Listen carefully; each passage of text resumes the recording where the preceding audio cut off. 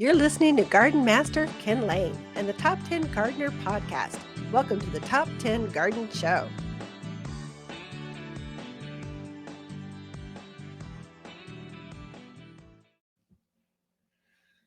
And we are back with Lisa Lain in the studio. She comes each week with your garden questions. Stop looking at yourself on the camera, my dear. You look fantastico. Welcome to the studio, Lisa. Thank you. Unfortunately, this is also audio, video. It's everything. Technology is amazing. Yes, it is. So this is podcast over Apple and Spotify and everywhere else it takes video. And then, of course, it goes over the terrestrial radio waves out throughout Arizona, basically. So it's picked up. We have a following in New Zealand I was watching. Really? Yep. Big time. Who knew? Not big time. I think there were three Well, Aussies, three Kiwis. Sorry, I just insulted all of our New Zealand listeners. I apologize. Boy, we used to have three. I am so American. Please forgive me. I can get over it. Anyway, so this is about garden questions. What are people seeing in the gardens?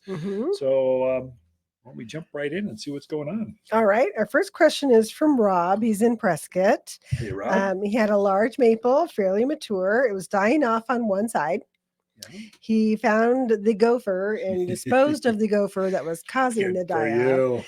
But his question is, will that one side regenerate, or is it always going to look funky? Yeah, good question, Rob. So Rob, the listeners, not just Rob, anytime you've got a tree that is full and glorious on one side and struggling and wispy and thin on the other side, that means those roots on that side are being stressed out somehow.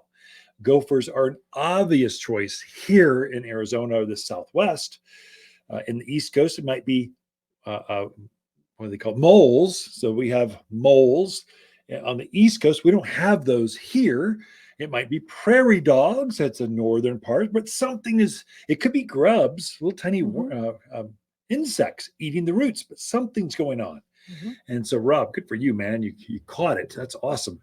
And then disposed of, you did it so diplomatically. I would have said killed him and all of his family. They're eating my maple tree. Will it recover? That's the bottom line question. Yes, it might take a season or two.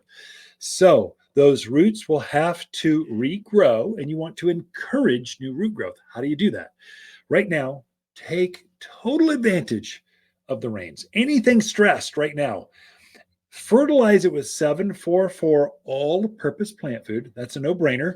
That's going to allow the few foliage that's left to get bigger, healthier, stronger, greener. But in addition, add to that fertilizer humic, Humic, humic. It's a granular. It looks like coffee grounds, only it's got a richer, earthier smell to it. You put that on top of the ground, pray for rain. The monsoons will definitely give you an advantage. That'll get down, it'll percolate into the soil, and it will regenerate root growth. It feeds the soil is what it does. So the worms are more active, mycorrhizal colonies, all the good stuff in the ground.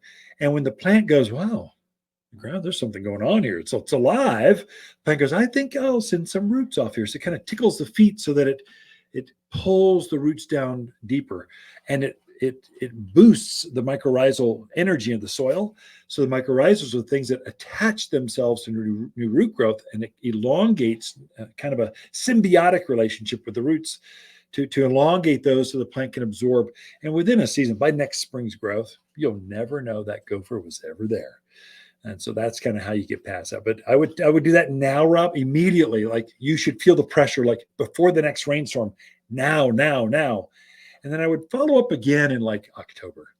And with those two things, those two fertilizing and humic applications, it's going to set the stage for fantastic new growth next spring. And you'll never know the thing was damaged. Gophers are bad. They're underground rats. They deserve to die. I mean, rats. You should not have rats in your yard. Are you done? Not really. I hate gophers. They eat plants. I mean, they are. They're very destructive. Plants. I agree. They are bad. Frustrated. Okay, we'll change topics. Shannon is in Prescott. She has a very shady corner of her yard, but she wants some shrubs there that'll get 5 to 6 foot high. She wants to know what you would recommend. Oh, easy. I love it when pretty gals ask my advice. How do you? Yeah. Don't you never like mind. that? Yeah. Hey, could you tell me something? Anyway, I don't know how I got there derailed. Shannon, we can help you with this. Super easy. So it's evergreen, and there's some shady things. And so I'd say the number one selling of all of them, there's so many. Hollies are perfect for that shadier area. Yews, there's a spreading yew that stays shorter like that. You could easily trim it up. Evergreen, it loves the shade. Daphne, it's a great little fragrant flower. Gardenia, great little evergreen with a fragrant flower. Hibiscus, loves the shade. We got an entire, not hibiscus, hydrangea. Oh, thank you. I was I going take that. hibiscus. No, I'm sorry. Hibiscus Thought loves you'd the lost sun. your mind for a minute. Hydrangea likes the shade. My Yeah. bad. Too many H's in my head. There's a whole section here, Sam. You should come down and just peruse the shady section. I would even include something a little bit shorter, like hostas, in a shaded area. They're amazing here, but they need the shade. If you get them in the right spot, they can get up to knee high, even a little bit taller with this beautiful white fragrant flower.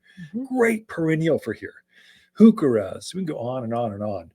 Lots and lots of plants you can plant now. Camellia. And enjoy. Camellias, yeah. I mean, we could probably, there's probably 20, 30 plants. It's more than one email can handle. You got to come visit us here at Waters Garden Center. There you go. We'll leave it at that. All right. We got time for another question. Trying to see who. I'll fill in while you're sorry, reading. I have to put those cheaters on so you can read that email. Okay, this is from Doug. It's actually a good question. So he's going to be planting several spruce and pine trees in the area. He wants to know, does gypsum really help? Everybody says use gypsum when you plant. Is it really, really important, or is there something else that is more important? Yeah. So Doug, that's a great question. It's a myth. What's true, what's not. Here is what calcium sulfate does, or gypsum. So it does work. And what happens is our water is so alkaline, so high in minerals. As you water, it clogs up and builds. That white ring that builds up in your bathtub or your sink or your toilet, that also builds up in the soil. And so what gypsum does, it helps to flush or percolate or open up the pores of the soil and flush that stuff out. So for established things, lawns, flower beds, roses, great stuff, because you've built up this mineral deposit. For brand new virgin soil, you're putting brand new tree out there, or new flower bed, or new area that hasn't had any of our yucky water going into it. There's nothing to flush out yet. And so really it depends, Doug. It just depends. I would say for established plants, go for it. Good stuff.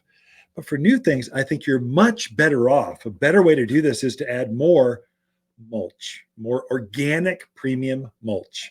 This is changing the structure of the soil. So the organics in that, your native soil is just terrible stuff. And so if you can add more organics into that, not manure, it's too hot, but organic mulch, that will actually change the structure of the soil so the roots can get through that soil faster, better, stronger, attracts the worms, the mycorrhizal column, the beneficials into the soil. So the plant goes, I think I could grow here. I think I'm going to grow. I think I'm going to root out. Boom. And mulch actually changes the structure of the soil so much that it actually percolates faster, better, stronger. So you're better off doing that more. You almost can't get enough. Is gypsum going to hurt? No. Is it really going to help a brand new planting? No. You're better off adding more mulch. And for you folks in the Midwest, mulch is not bark chips. Okay, we define it here in the West as composted down organic wood materials to this chocolate-like mocha state that just feeds the soil. Plants feed off of that. You're better off doing that. So Doug, hopefully I didn't confuse that enough. Come in and ask us for our planting guide, Doug. We take all the mysteries out of it. With that, we are out of time. Lisa Lain and Ken Lain here, the Mountain Gardeners.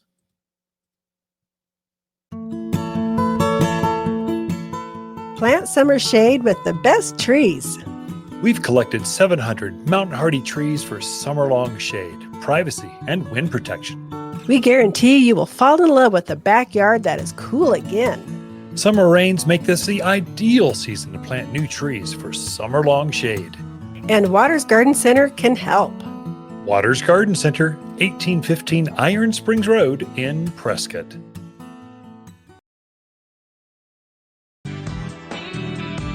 You're listening to Ken Lain, aka the Top 10 Gardener.